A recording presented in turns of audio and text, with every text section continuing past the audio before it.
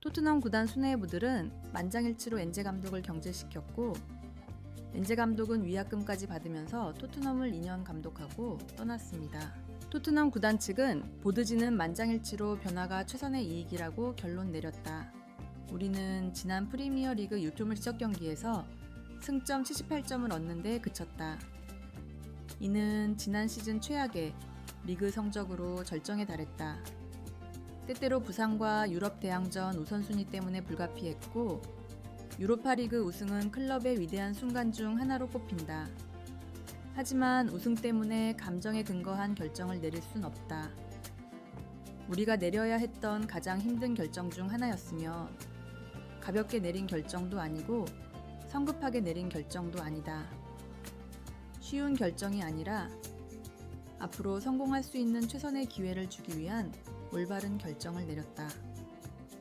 우리는 재능 있고 젊은 팀을 보유하고 있으며 포스테코글루는 훌륭한 플랫폼을 제공해줬다. 그에게 감사의 말을 전하고 싶다. 그의 미래가 잘 풀리길 바란다. 그는 항상 집으로 돌아와 환영받을 거다. 새로운 감독 선임 소식은 적절한 시기에 발표될 예정이다. 라면서 엔제 감독 경질이 합리적이라고 판단하고 있습니다. 이렇게 얘기를 했지만 당연히 사연은 있겠죠. 근데 그게 인내심 부족이라면요. 토트넘 구단은 지금 계속 맨유의 길을 가고 있습니다. 맨유는 퍼거슨 감독이 떠난 이후에 한 감독이 새 시즌을 맡은 적이 아예 없습니다. 토트넘도 비슷합니다. 포체티노 감독 이후에 가장 길게 감독직을 수행한 감독이 포스테코글루 감독입니다.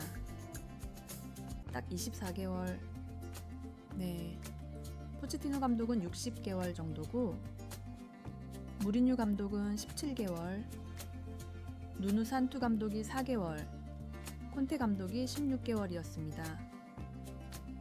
맨유보다 지금 더 심하죠. 이 정도면 토트넘 구단은 인내심이 없는 구단입니다. 명분이 충분했던 건 맞습니다. 하지만 그건 엔제 감독이 도박을 걸었죠. 솔직히 구단이 엔제 감독에게 우승만 시켜준다면 다 괜찮다고 한 줄 알았습니다. 네. 그런데 그게 아니었어요. 엔제 감독의 도박은 지금 토트넘 스쿼드로 2마리 토끼를 잡는 건 불가능하다 였을 것입니다. 콘테 감독도 그 기로에 있었습니다.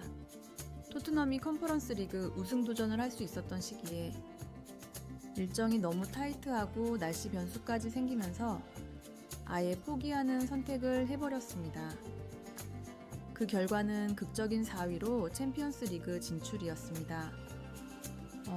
후반기는 리그 2위를 했죠. 네, 콘테 감독이 본래 유럽 대항전 성적이 좋지도 않았고 그때 토트넘에 우승 트로피 선물하겠다고 했다간 리그 성적도 처참히 무너졌을 것입니다. 엔제 감독은 리그보다 우승 트로피에 사활을 걸었고 로메로와 판더펜을 철저히 관리하는 걸 선택했고 팬들도 감독도 구단도 원하는 트로피를 들어 올렸습니다. 알고 보니까 구단은 그럼에도 둘 다 원했던 거죠. 팀의 상황을 충분히 알았을 텐데도 엔제 감독에게 위약금까지 주면서 경질을 했다는 건 그들만의 이유는 분명 있을 것입니다. 정말 엔제 감독에게 우승 외에도 리그 순위가 중요했다면 아니 그냥 어차피 경질될 거 로메로 판더펜을 더 많이 기용하는 전략을 쓰고 손흥민도 무리한 출전을 시켰을 것입니다. 네 번째 시즌까지 염두에 뒀을 텐데 그냥 떠나고 말았네요. 네, 엔제 감독 3년 차가 이어지지 못해서 아쉽냐? 혹시 그렇게 물으신다면 선택이란 건 일방적으로 좋은 건 없습니다. 그렇잖아요. 네. 100% 쉽냐라고 한다면 그건 절대 아니고 그냥 뭐 딱 절반입니다.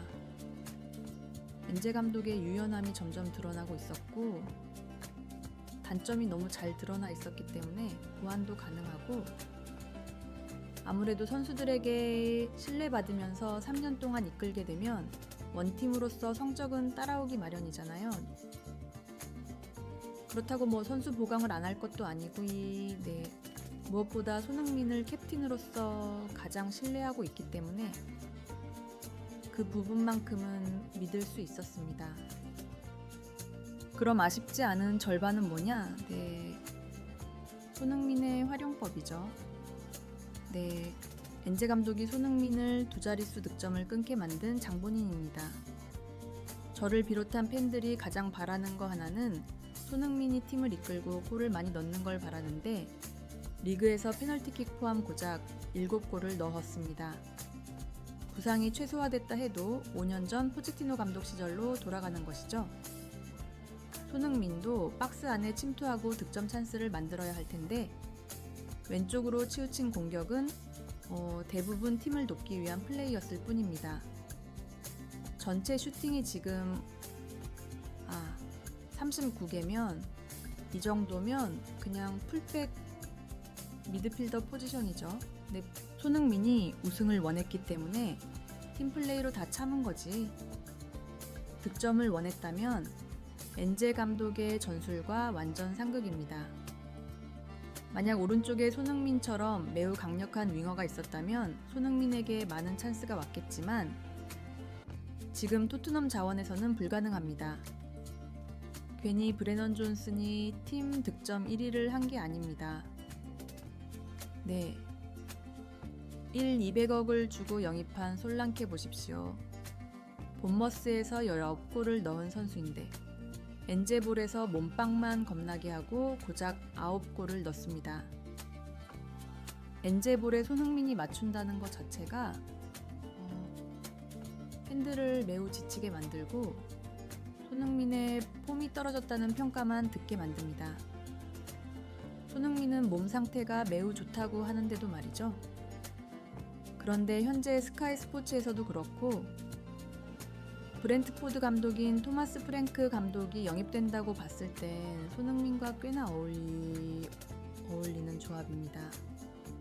바이아웃 금액만 준다면 바로 영입되기 때문에 토마스 프랭크 감독의 결단만 지금 중요한 상황이죠. 토마스 프랭크 감독은 상대 전술에 맞춰서 유연하게 전술을 구사하고 전환 중심의 축구와 빠른 역습을 원합니다. 그로 인한 결과도 공격수 3명이 넣은 골이 50골입니다. 득점수 자체도 리그 상위권이었습니다. 매우 공격적인 팀인 거죠. 선수 퀄리티가 B클럽보다 떨어지는데도 골득실도 플러스 9였습니다. 손흥민이 이 전술에 포함되는 순간 공격적 활용도는 극대화가 되고 슈팅도 늘어날 수밖에 없습니다. 어차피 챔스를 병행하기 때문에 체력 관리가 필수라서 손흥민만으로도 팀이 운영도 안 되고 어느 팀을 가더라도 관리를 받으면서 출전해야 합니다. 아니면 토마스 프랭크 감독이 유연한 감독인 만큼 손흥민을 득점에만 집중시키는 전략으로 넣는다면 살라처럼 활용될 수도 있겠지만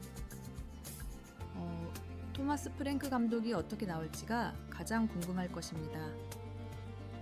당장에 지금 캡틴 문제도 있으니까요. 토마스 프랭크 감독이 부임 후에 나이와 상관없이 손흥민의 중요성을 매우 중요시한다면 한 시즌 기대감이 생길 것 같고 전혀 다른 팀을 이끌려고 한다면 손흥민은 남을 이유가 전혀 없습니다. 우선 해외 언론은 매우 좋은 영입이라고 말합니다. 인디펜던트에 따르면 프랭크 감독은 프리미어 리그에서 전체 임금 대비 성과 매 시즌 1위다. 선수 능력보다 팀을 만들며 성과를 냈다. 가장 유연하게 전술을 바꾸는 감독이기도 하다.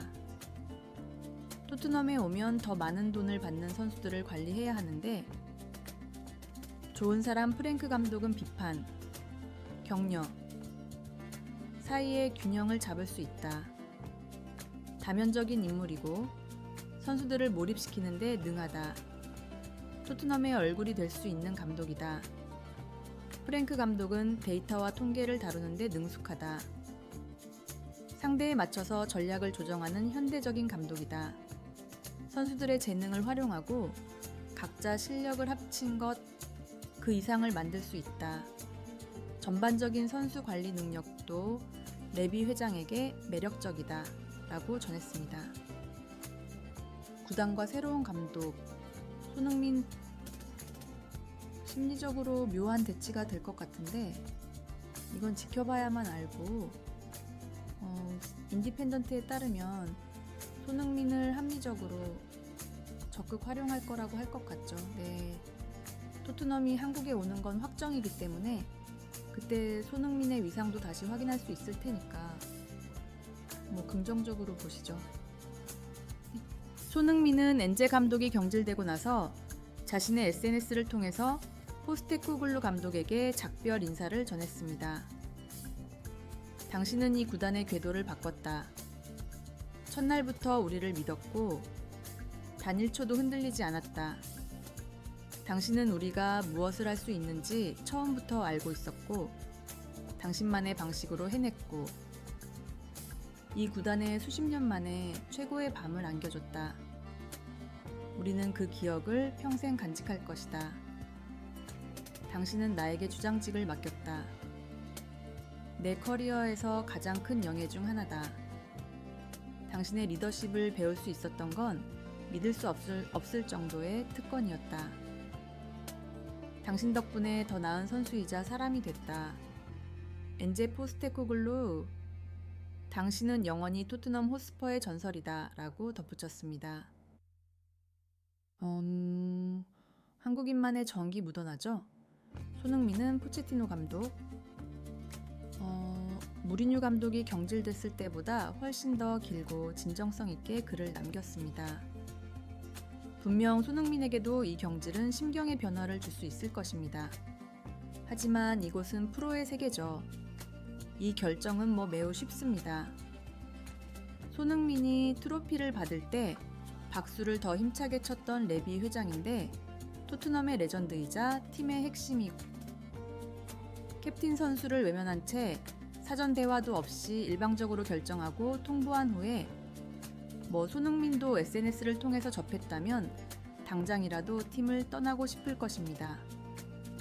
하지만 그게 아니라면요, 비하인드로 손흥민의 멘탈을 관리하고 트러블이 발생되지 않을 조치를 하고 이 모든 결정이 된 거라면 손흥민에겐 새로운 도전과 기회가 될 것입니다. 네, 여러분은 어떤 의견인지 궁금한데요. 댓글로 남겨주십시오. 좋아요 꼭 눌러주시면 감사하겠습니다.